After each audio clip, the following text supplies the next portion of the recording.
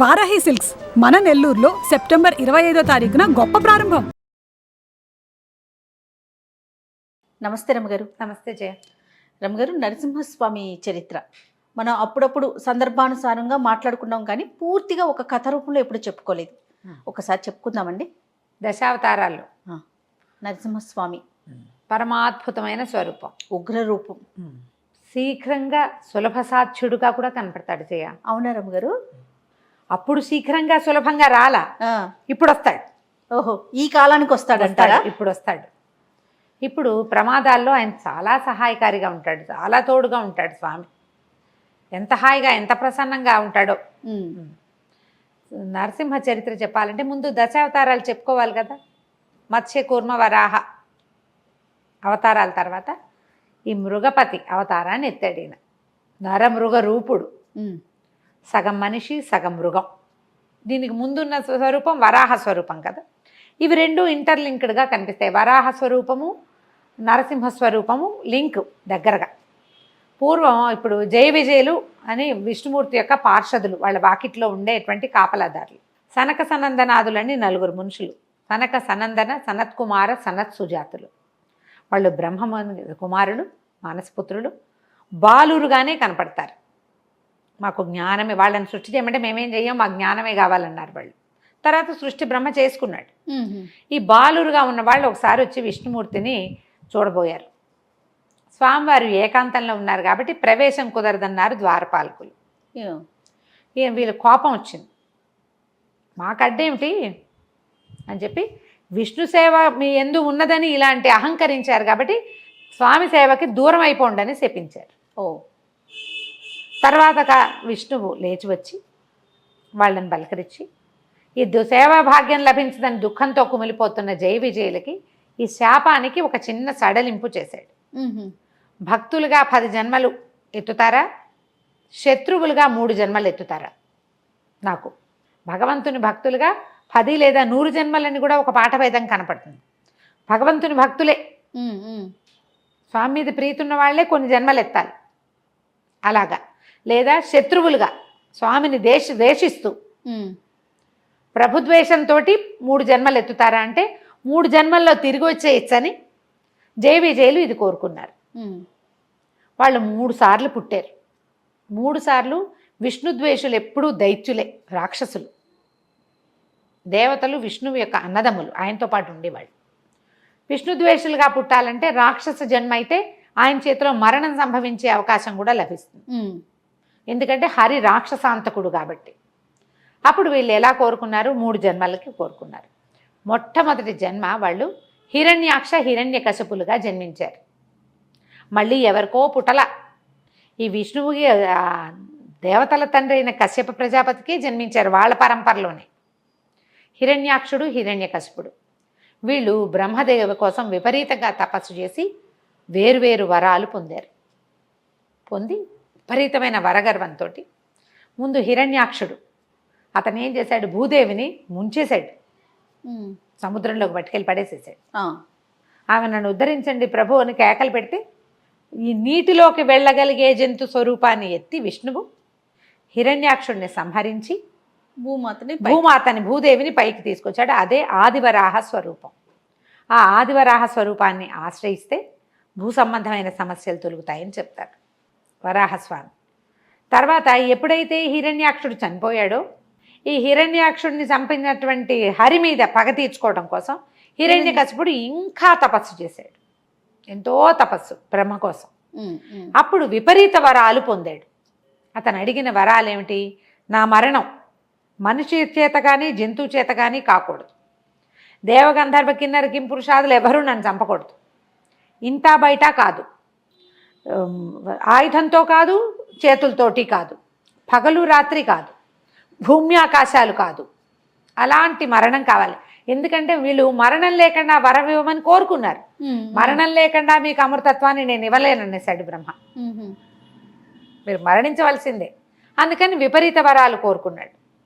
అయితే ఆయన తపస్సు చేసే క్రమంలో ఏం చేశాడు? తన భార్య గర్భవతి అయిన లీలావతిని వదిలిపెట్టి వెళ్ళాడు. అయితే ఇతను తపస్సు చేస్తున్నాడు అని చెప్పి దేవేంద్రుడు ఏం చేశాడు? ఆ లీలావతిని తన వెంట తీసుకుపోవడానికి ప్రయత్నం చేశాడు. నారద మహర్షి అడ్డుపడి ఈమె గర్భస్థుడైన శిశువు హరిప్రీతితోటి జన్మిస్తాడు. తను మహాహరిభక్తుడు, అతనిని మనం కాపాడాలి, నువ్వు వెళ్ళిపో, ఈమెను నా దగ్గర అట్టి పెట్టుకుంటానని చెప్పి తన ఆశ్రమానికి తీసుకెళ్ళిపోయాడు. నారద మహర్షి ఆశ్రమానికి తీసుకెళ్ళి ఆయన ఆమె పడుకున్నా కూడా నిత్యము నారదుడు నారాయణ నామస్మరణ చేస్తాడు. అంతే కదా. హరిబోధ చేశాడు పిల్లవాడికి, ఆ గర్భస్థ శిశువుకి. ఇక అబ్బాయి అలా అందులో మునిగిపోయాడు, లోపల ఉన్న శిశువు. అయితే ఈ గర్భస్థ శిశువు అంటే 9 నెలలో 10 నెలలోనే కదండి అంటే, అప్పట్లో గర్భాలు ఇంత సింపుల్ కాదు, సంవత్సరాలు మోసేవారట.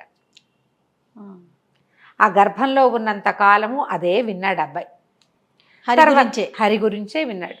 లోకపాలకుడు హరి, లోక రక్షకుడు హరి, సర్వోన్నత దైవం హరే, ఇందుగలడు అందులేడని సందేహము వలదు, చక్రి సర్వోపగతుడు. అది ఆ భావాల్లో పిల్లవాడు ఉన్నాడు లోపల. తర్వాత ఏమైంది, పుత్రోదయం అయింది. పుత్రోదయం అయ్యాక కూడా ఆ పుట్టిన శిశువు కూడా ఈయన అలాంటి బోధే చేశాడు. తర్వాత కాలంలో హిరణ్యకశిపుడికి తపస్సు పూర్తయింది, వరం లభించింది. ఆయన దేవతల మీద దండెత్తాడు. తన భార్యను తీసుకెళ్ళడానికి ప్రయత్నం చేసినందుకు మొత్తం అణిచేశాడు, ముల్లోకాలు జయించేశాడు, ముల్లోకాధిపతి అయిపోయాడు. ఎక్కడా మరణం లేని వాడికి భయం ఏముంది, తెంపరితనం వచ్చేస్తుంది కదా. అక్కడి నుంచి భార్యని కుమారుడిని తీసుకుపోయాడు. ప్రహ్లాదుడిని పేరు పెట్టారు, ఆహ్లాదాన్ని కలిగిస్తాడని ప్రహ్లాదుడని పెట్టారు పేరు. ఇంకా సంతానం కలిగింది, ముందు సంతానం ఉంది, తర్వాత కలిగింది. ఒక్క పిల్లవాడే కాదు, వాళ్ళకి ఇంకా ఉన్నారు పిల్లలు. పిల్లాడు కొంచెం మందుడుగా ఉండేవాడు, యాక్టివ్ కాదు. ప్రహ్లాదుడు యాక్టివ్ వాడు కాదు, కూర్చుని హరినామస్మరణ చేసుకుంటూ ఉండేవాడు. పుట్టుకతోటే వైరాగ్య భావాలు ఉన్నవాడు. భగవంతుడే అన్నిటికీ మూలమని, అన్నిటికీ ఆద్యంతాలు అతడేనని నమ్మేవాడు అనమాట. ఈ పిల్లాడికి ఒక 7-8 సంవత్సరాలు వచ్చాక కొంచెం మబ్బుగా ఉన్నాడు, చదువులో పెట్టాలనుకున్నారు. అప్పుడు చండామార్కులని, చండు అమార్కుడు బహుశా వాళ్ళ పేర్లు, ఈ చండామార్కులకి అప్పచెప్పారు విద్య నేర్పించమని. వాళ్ళు ఏం చెప్పినా ఈ పిల్లాడికి క్షణంలో వచ్చేస్తుంది, ఏకసంధాగ్రాహి. కానీ హిరణ్యకశిపాయ నమః అని తండ్రిని పూజించాలని, తండ్రి సర్వోత్కృష్టుడని అంటే ఒప్పుకునేవాడు కాదు. ఈ దేహాలు పోయేవేవి, ఎప్పుడూ నిత్యుడుగా ఉండే భగవంతుడిని చూడాలి కానీ అనిత్యమైన మనల్ని ఎట్లా పూజిస్తాం, మనుషుల్ని పూజించకూడదు. రాక్షసుడైతే ఈయనకి మరణం తప్పదు ఎప్పుడో ఒకప్పుడు, నిత్యుడు కాదు కదా. మనం ఉన్నా లేకపోయినా ఉండేవాడు భగవంతుడు, నేనున్నప్పుడు ఉండేవాడు దేవుడేట అవుతాడు. అట్లా కాదు. ఇతను ఏం చేశాడు, పిల్లవాడు తన చుట్టుపక్కల ఉన్న వాళ్ళందరికీ హరిబోధ చేయటం మొదలుపెట్టాడు. హరినామస్మరణతోటి గురుకులం అంతా మారుమోగిపోయేది. పిల్లలు ఆ ఉద్రేకానికి లోనైపోయేవారు. మనం భజన చేస్తుంటే ఉద్రేకం వస్తుంది, అవునవును కదా. నామస్మరణతోటి ఒక రకమైన ఉద్రిక్తత వచ్చేస్తుంది, లోపల నరాలలో ఒక సంచలనం వస్తుంది, దాని మీదకి వెళ్ళిపోతాం. ఈ పిల్లలందరినీ అటువైపు తీసుకెళ్తున్నాడని వాళ్ళు ఏం చేశారు, సరే చెప్తున్నారు, నాయన ఇది వద్దు, ఇది చెయ్యొద్దు, నీ తండ్రి ఒప్పుకోడు, ఆయన హరిద్వేషి శివభక్తుడు అంటే కాదంటాడు ఇతను. తర్వాత ఏం చేశారు, పిల్లాడి చదువు పరీక్షిద్దామని పిలిచారు. పరీక్షించేసరికల్లా అతనేమన్నాడు, హరే సర్వాంతర్యామని చెప్పటం మొదలుపెట్టాడు. తండ్రికి అర్థం కాలేదు.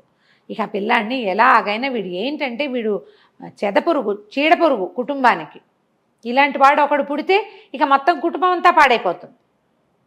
పిల్లవాడిని సంహరించాలనుకున్నాడు ఆయన. నాకు ఇంటికి ఎక్కడ వేర్పురుగు ఉంటే ఇల్లంతా మొత్తం చెట్టంతా పోతుంది, నా కుటుంబం అంతా నాశనం అయిపోతుంది, మేమంతా హరిద్వేషంతో ఉంటే వీడొక్కడు ఎందుకు హరిప్రేమికుడుగా ఉండాలి. వాడిని చంపడానికి రకరకాల ప్రయత్నం చేశారు, విషం ఇచ్చారు, ఏది ఇచ్చినా హరినామస్మరణతోటే స్వీకరించేవాడు. ఏనుగులతో తొక్కించడానికి ప్రయత్నం చేశారు, కొండల మీద నుంచి పడేశారు, అగ్నిలో పడేశారు, పెద్ద పెద్ద పాములతోటి కరిపించారు. ఏం చేసినా అతనికి మరణం రాల, ఏది ఇచ్చినా అతని లోపలికి వెళ్ళిపోయేది. ఆ భగవన్నామస్మరణే అతన్ని రక్షించేది. ఇక విసిగిపోయాడు తండ్రి. విసిగిపోయి ఒకనాడు తండ్రి కొడుకు వాదించుకున్నారు బాగా. చిన్న పిల్లవాడే, 10-12 ఏళ్ళు వచ్చింటాయి, అంతకంటే వయసు ఉన్నట్టుగా కనపడదు కథల్లో. మన సినిమాల్లో అయితే మరీ చిట్టి పిల్లవాడిగా చూస్తాం, అంత చిట్టివాడు కాదు, కొంచెం రాజ్యం చేయగలిగే ఆలోచన వచ్చే వయసు వచ్చిందనే అనిపిస్తుంది. తండ్రి తర్వాత అతనే రాజయ్యాడు కాబట్టి. తర్వాత ఒకరోజు పిలిచాడు, ఇద్దరు మాట్లాడుకున్నారు. మాట్లాడుకున్నాక ఆయన అన్నాడు, సర్వాంతర్యామంటావు, ఎక్కడున్నాడో పిలువు, నాకు చూపించు. అసలు ఇప్పటిదాకా ఎదురే పడలేదు, ముల్లోకాలు చూశాను నేను, ఎక్కడ చూసినా వాడు ఎక్కడున్నాడో మాకు కనపడలేదు, నేను చూడలా. అతన్ని చూసి అతన్ని సంహరించాలని కోరిక. మా అన్నయ్యని చంపేశాడు, నేను చంపాలి అతన్ని, చూపించు, నువ్వు ఎక్కడ చూపిస్తే అక్కడ చేస్తాను. ఇప్పటిదాకా అతని పేరు వింటాం, అతని ఇది వింటాం తప్పిస్తే నేను ఏనాడు అతన్ని చూడలేదు. అంటే నువ్వు చూడాలన్న దృష్టి లేదు నీకు. సర్వాంతర్యామి, ఎక్కడ పడితే అక్కడే ఉంటాడు. అసలు ఆ శ్లోకమే, ఆ పద్యమే అది. ఇందుగలడు అందులేడని సందేహం వలదు చక్రి సర్వోపగతుడు. ప్రతి చోట భగవంతుడు ఉన్నాడు, నీలో నాలో కూడా ఉన్నాడు. అయితే ఆయన మంటగా కోపం వచ్చిందనమాట. ఒక స్తంభాలు ఉన్నాయి, వాళ్ళు ఉన్న సభా ప్రాంగణం, ఈ స్తంభంలో ఉన్నాడంటే ఎక్కడైనా ఉంటాడు, చూడు నువ్వు అనేసరికల్లా ఇప్పుడు హరి నాకు కనపడాలి, కనపడకపోతే నేను చంపుతానన్నాడు పిల్లవాడిని. ఈ గద పెట్టి ఆ స్తంభాన్ని పగలగొట్టాడు. సాయంకాలం వేళ మునిమాపు చలవ చీకటి పడే వేళలో కొట్టేసరికల్ ఆ స్తంభం పెళపెళాభావాలతో పగిలిపోయింది. పగిలి అందులోంచి సమయం ఆసన్నమైంది కాబట్టి భగవంతుడు ఇట్లా 2 స్వరూపాలతో, సింహపు ముఖము, మానవ దేహంతో బయటకు వచ్చాడు. ఆశ్చర్యపోయాడు హిరణ్యకశిపుడు. నువ్వా, ఇలా ఉన్నావా నువ్వు అని ఆశ్చర్యపోయాడు. అసలు పద్యాలు ఎంత బాగుంటాయో భాగవతంలో, భలే అద్భుతంగా ఉంటాయి అని సరికల్ ఉగ్రరూపం. అలా వచ్చిన స్వరూపము, నువ్వు ఏదైనా కొట్టితే ఒక చోటకి వేడి వస్తుంది కదా, ఎక్కడో కొట్టావు, పటా పటా పట్ట కొట్టావు, కొట్టిన చోట ముట్టుకో, నువ్వు చేత్తో కొట్టినా వెచ్చబడుతుంది. ఒక గంట మనం ఒక చోట కూర్చుంటే మనం కూర్చుని నేలే వెచ్చబడుతుంది. బాగా చెప్పారు కదా. అవునండి. ఈ స్తంభాన్ని ఇనప గదతోటి, లోహపు గదతోటి కొట్టి కొట్టి ఒక తీక్ష్ణతని, వేడిని కల్పించాడు హిరణ్యకశిపుడు. ఆ వేడిలోంచి పుట్టిన భగవంతుడు మహోగ్ర రూపంతో వచ్చాడు. ఆ ఉగ్రరూపం చూసేసరికి వణికిపోయాడు పిల్లవాడు. ఇది ఇలాంటి స్వరూపంలో భగవంతుడు ఉంటాడని తెలియదు అతనికి. ఆ పాలకడల్లో ఎక్కడో పడుకుని ఉంటాడు, అలాంటివే తెలుసు. భగవంతుడు ఎలా ఉన్నా భగవంతుడే. మనకు భయం వేస్తుంది కానీ నారాయణ నారాయణ అంటూ పక్కకి తప్పుకునేసరికి ఈయన ఏం చేశాడు, ఈ రాక్షసుడితో యుద్ధం చేశాడు. కానీ హిరణ్యకశిపుడు ఓటమిని అంగీకరించాల. గద తిప్పి ఆయన మీదకి పడ్డాడు యుద్ధాన్ని. పడేసరికి ఈయన ఒక దెబ్బ కొట్టి అతన్ని ఈడ్చుకెళ్ళాడట. ఈడ్చుకెళ్ళి కరెక్ట్గా గుమ్మం మీద కూర్చున్నాడు. ఆ గుమ్మం మీద, అది ఇల్లు కాదు, వాకిలి కాదు, అతను ఎత్తి తన తొడల మీద వేసుకున్నాడు. భూమి ఆకాశాలు కాదు, భగవంతుని తొడల మీద ఉన్నాడు అతను, గోళ్లతోటి. అది సాయంత్రం కాదు, పగలు కాదు, రాత్రి కాదు, సాయంకాలం మునిమాపు వేళ చీకటి పడే సంధ్యా సమయంలో ఈ చేతులు కాదు, ఆయుధం కాదు, గోళ్లతోటి చీల్చి అతనిని సంహరించాడు. ఈ సంహరించేసరికల్లా ఆ ఉగ్ర రూపం చూస్తే వణికిపోయారు అందరూ. ప్రపంచం చాలా స్తంభించిపోయినట్టు అయిపోయింది. మొత్తం దేవతలంతా దిగి వచ్చేసారట. ఆయన్ని శాంతింప చేయలేపారు. ఆయన ఎంత ఉగ్రంగా ఉన్నాడంటే, ఆహారం తీసుకునే వేళ సింహం ఎలా ఉంటుంది, భక్షించాడని చెప్పం, గోళ్లతోటి చీల్చి సంహరించాడు. అవును అవును. అయితే వాళ్ళు ఏం చేశారు, బ్రహ్మాది దేవతలంతా వచ్చేసారు. లక్ష్మీదేవి కూడా వచ్చిన ఆయన శాంతించల. ప్రహ్లాదుడి కోసమే వచ్చాడు కాబట్టి అతని ముఖం చూస్తే శాంతిస్తాడని అతన్నే ముందుకు నెట్టి అతనితోటే ప్రార్థన చేయించారు. ఉగ్రత తగ్గిన స్వామి అక్కడ నిలబడల. ఆ విచిత్ర స్వరూపంతో ఆయన బయటికి వెళ్ళిపోయాడు. ఎప్పటికో శాంతించాడని చెప్తారు. అలా వెళ్ళిన ఆయన సింహం ఎందులోకి వెళ్తుంది, అడవుల్లోకి, కొండల మీదకి వెళ్ళిపోతుంది. అట్లా మొత్తం ఆయన సంచరించిన భూభాగాలన్నిట్లలోనూ ఒక్కొక్క దేవాలయం నిర్మించబడిందని చెప్తారు. అట్లా ఆయన సంచరించిన ప్రాంతం బయటికి వెళ్ళిపోయి సంచరించాడు. ఎక్కడెక్కడ ఆయన ఆగాడో వెళ్ళిపోయాడు. ఎక్కడ ఆగాడో అక్కడ ఒక ప్రత్యేకమైన దేవాలయం, ప్రత్యేకమైన కథ వచ్చింది. సింహాచలం కాదు, మనకి అహోబిలం. ఆ అహోబిలంలో ఆయన అసలు అది జరిగిందే అహోబిలంలో ఉంటారు. అహోబిలం మనం కొండ మీదకి పైకి వెళ్తుంటే ఒక పెద్ద ఇది కనపడుతుంది, సభాభవనం అంతా పగిలిపోయి ముక్కలుగా. అసలు అదే హిరణ్యకశిపుడి భవనం అని చెప్తారు. ఎంత పెద్ద పెద్ద కట్టడాలుగా కనిపిస్తుంది. పైన ఉక్కు స్తంభం అనే ఒక స్తంభం ఉంది, ఉగ్రస్తంభం. ఆ స్తంభం నుంచే స్వామి ఆవిర్భవించాడని కూడా చెప్పబడుతుంది. అహోబిలంలోనే ఈ కథ జరిగిందంటారు. ఆయన ఎన్నో ప్రాంతాల్లో, అటవీ ప్రాంతాల్లో సంచరిస్తే ఆ సంచరించిన చోటల్లా ఒక్కొక్క దేవాలయం చొప్పున చాలా ఉన్నాయి. పెంచెలకోన అలా బోల్డన్ని దేవాలయాలు ఉన్నాయి. ఒకసారి నరసింహ క్షేత్రాలన్నీ లైన్గా చెప్పుకుందాం. తప్పకుండా అండి. అక్కడి నుంచి ఏమైంది, లక్ష్మీదేవి శాంతించలేదు, ఆయన ఉగ్ర రూపంతో తిరుగుతున్నాడు. ఆయన్ని శాంతింపజేయాలి, మళ్ళీ వైకుంఠ ప్రవేశం చేయించాలి. అప్పుడు లక్ష్మీదేవిలో ఉన్నటువంటి సాత్విక కళని, ఆమెలో ఒక రాజసిక కళ కూడా ఉంది, కోపం, ఆమె తొందరగా కోపం వస్తుంది ఆవిడికి కదా, కదిలి వెళ్ళిపోతుంది. ఆమెలో సాత్విక కళ ఉంది. ఆ సాత్విక కళని చెంచులక్ష్మి రూపంలో జన్మింపజేశారని, ఒక చిన్న బాలిక రూపంలో ఆ సాత్విక కళకి ఆకర్షితుడై ఆయనలో ఉన్న ఉగ్రం తగ్గిపోయిందని చెప్తారు. చెంచులక్ష్మిని వివాహం చేసుకుని ఆయన శాంతపడిపోయాడు. తర్వాత ఆ లక్ష్మీ కళ, ఆ సాత్విక కళ ఆయనలోకి ఐక్యమైపోయాక ఆయన మామూలుగా విష్ణు స్వరూపంతో పైకి మన వైకుంఠానికి వెళ్ళిపోయాడని చెప్తారు. ఎలా వైకుంఠానికి వెళ్ళాడు అనేది ప్రత్యేక కథనంగా చెప్పబడదు. ఇలాగ విష్ణు పురాణం చూస్తే కనుక ఈసారి మళ్ళీ చెప్తాను ఇంకొకసారి వివరంగా. ఈ ప్రహ్లాదుడి కోసమే ఇలాంటి స్వరూపాన్ని చూపించాడు ప్రపంచానికి. అది ఇప్పుడు ఈ మన ఏమంటారు దీన్ని, పరిణామ క్రమంలో చేపగా, కూర్మంగా, వరాహంగా, తర్వాత సగం మానవ దేహం, సగం దీంతో మృగదేహంతో, మృగముఖంతో జన్మించి ఆ తర్వాత వామనుడిగా జన్మించి పూర్తి స్థాయి మనిషి బాల రూపంలో, అదే వామన రూపంలో, ఇట్లా పరిణామక్రమం కూడా ఇక్కడ చూపించబడింది అని చెప్తారు. ఈ ప్రత్యేకమైన ఈ స్వరూపాన్ని అర్చించిన, ఆరాధించిన అపరిమితమైన ఐశ్వర్యం లభిస్తుందని, చాలా ధైర్యం వస్తుందని, రణోద్రేకంలో ఉన్నవాళ్ళు, ఎక్కడైనా యుద్ధానికి వెళ్ళాలని భావించేవాళ్ళు, పోట్లాటకి దిగేవాళ్ళు నరసింహస్వామిని తలుచుకుని ఆయన్ని ప్రార్థించి వెళ్తే విజయం లభిస్తుందని చెప్తారు. కరావలంబ స్తోత్రం లాంటివి చేసుకుంటే స్వామి తన చెయ్యి అందిస్తాడు మనకి. ఇప్పుడు ఇది ఊరికే అతన్ని చంపటమే కాదు, ప్రపంచానికి ఎలా చూపించాడు, మనం సంసారంలో పడి కొట్టుకుపోతూ ఉంటాం. హిరణ్యకశిపుని ఉద్ధరించాడు, సంహరించటం కాదు కదా అది. అవును అవును, ఒట్టి సంహార క్రియ కాదు జరిగింది, ఉద్ధరణ క్రియ జరిగింది.